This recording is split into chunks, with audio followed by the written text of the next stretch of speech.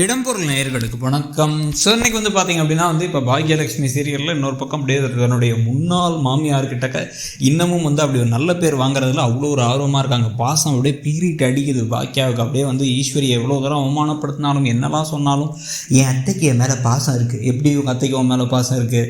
அதாவது உங்கள் மேலே உங்கள் பாசம் இருந்திருந்தால் எப்பவும் தன்னோட மகனுக்கு தான் முக்கியத்துவத்தை கொடுத்து மகனை கொண்டு இங்கே வீட்டில் சேர்த்துருக்க மாட்டாங்க.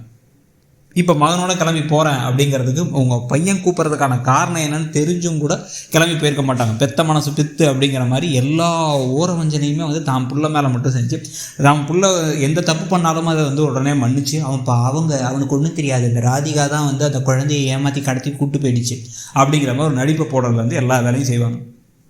இது இல்லாமல் ஈஸ்வரி வேற என்ன முக்கியமாக செஞ்சாங்க அப்படின்னு பார்த்தீங்கன்னா, ராதிகா இருக்கும் பொழுது இப்போ பாக்கியா தனக்குன்னு ஒரு பிஸ்னஸ் கொஞ்சம் வளர்ந்து வரும்னு நினச்சது உங்களுக்கு பிடிக்கல. உடனே என்ன நான் சொல்ல கேட்காம அங்கே போய் எதையோ போட்டுட்ருக்கேன். அதுவும் இந்த கான்ட்ராக்ட்டுக்கு அந்த எக்ஸிபிஷன் கான்ட்ராக்டுக்கெலாம் காசை கொடுத்து மழை பெஞ்ச உடனே அவ்வளோ மோசமாக பேசிட்டு பாரு, உன்னை விட அதிகம் படித்தவ, உன்னை விட திறமையானவ ராதிகா, அவளை விட நீ மோசம், அவளே உனக்கு பரவாயில்ல அப்படின்னு ஒரு தடவை சொன்னாங்க.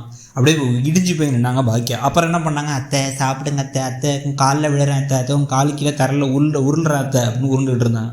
தன்னுடைய 2 மகனோட வாழ்க்கையிலையுமே அவங்களுக்கு பிடிச்ச வாழ்க்கையை அமைச்சு கொடுத்தணும்னு பாக்கியா முயற்சி செஞ்ச போது பாக்கியாவை ரொம்ப கேவலமாக பேசினது கோபி கூட கிடையாது, ஈஸ்வரி தான். அது நடந்து முடிஞ்சதுக்கப்புறம் பேசினதும் கோபி தான், பேசுனதும் ஈஸ்வரி தான். இப்போ ஈஸ்வரி திருப்பி இந்த வீட்டுக்கு வந்தாலும் கூட அமிர்தாவும் நிம்மதியாக இருக்க போகிறதில்ல, ஜெனியும் நிம்மதியாக இருக்க போகிறதில்ல, பாக்கியாவும் நிம்மதியாக இருக்க போகிறதில்ல. அந்த அளவுக்கு மோசமான ஒரு லேடி தான் உண்மையிலே ஈஸ்வரி.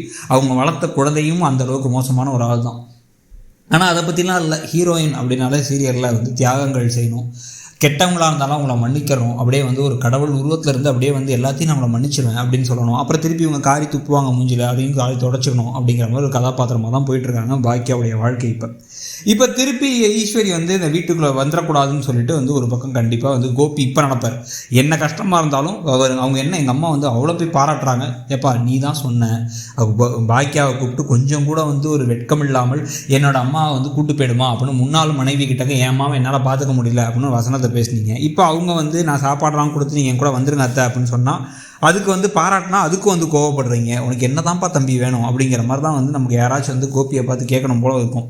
ஸோ இப்போ இந்த சம்பவங்கள்லாம் நடந்துகிட்டு இருக்கும்போது இப்போ ஈஸ்வரியை எப்படியாச்சும் நீங்கள் அங்கே வந்துருங்க அப்படின்னு சொல்கிறதுக்கு ஒரு மெயினான துருப்புச்சீட்டாக என்ன இருக்கலாம் அப்படின்னா, தாத்தாவுக்கு உடம்பு சரியில்லை, தாத்தா ஹாஸ்பிட்டலுக்குலாம் போயிட்டு வந்தார் அப்படிங்கிற உண்மையை ஈஸ்வரிகிட்ட சொன்னதுக்கு பிறகு என்னை யாருமே என் கணவரை பார்த்துக்கல அப்படின்னு சொல்லிட்டு கிளம்பி அவங்க இங்கே வந்துற. அப்புறம் திருப்பி உடனே இப்போ கோபி நானும் வந்துடலாமா அப்படின்னு யோசிச்சுட்டு இருக்கிற சம்பவங்கள், ப்ளஸ் இங்கே வந்ததுக்கப்புறமா மற்ற எல்லாத்துக்கும் குடைச்சல் கொடுக்க போகிற ஈஸ்வரி, அந்த கடுப்பில் ஜெனியோ இல்லை அமிர்தாவோ அந்த வீட்டை விட்டே நாங்கள் போய் தனி கொடுத்தோம் போயிடுறோம்னு சொல்கிற மாதிரி சம்பவங்கள் நடக்க வாய்ப்பு இருக்குன்னு தோணுது. உங்களுக்கு என்ன தோணுது? இந்த கதை எப்படி போகுதுன்னு நினைக்கிறீங்கிறத சொல்லுங்கள். தேங்க்யூ. இடம்பொருள் நேயர்களுக்கு